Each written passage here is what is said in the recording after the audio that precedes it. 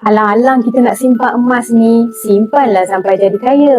Bukan sekadar simpan 1 dinar dengan harapan gram emas tu akan bertambah sendiri. Which is memang takkan berlaku lah sebenarnya. Saya tahu ramai orang akan kata emas sekarang mahal lah. Saya beli sikit-sikit je dulu. Tak salah. Tapi yang penting jangan berhenti dekat situ. Kalau kita hanya simpan 1 dinar ni bertahun-tahun, macam mana nak rasa untungnya, betul tak? Orang lain dah pun ada berapa? 50 gram, 100 gram, 250 gram, 1 kilogram. Kita masih di tahap 1 dinar yang sama. Emas ni sebenarnya bukan tentang berapa banyak duit yang kita ada, tapi tentang berapa konsisten kita tambah gram emas kita setiap bulan. Kalau kita mampu RM100 setiap bulan, teruskan. Kalau kita ada lebih, tambahlah lagi.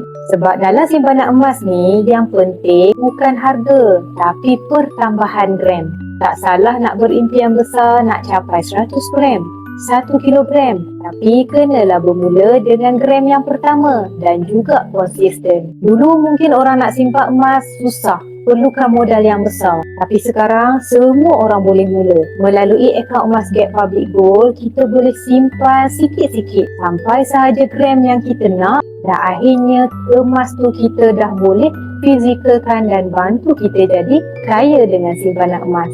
Tuan-puan nak saya bantu nak mulakan simpanan emas di Public Gold? Boleh klik link di profil ataupun isi beg biru di bawah. Saya akan bimbing tuan-puan dengan sebaiknya.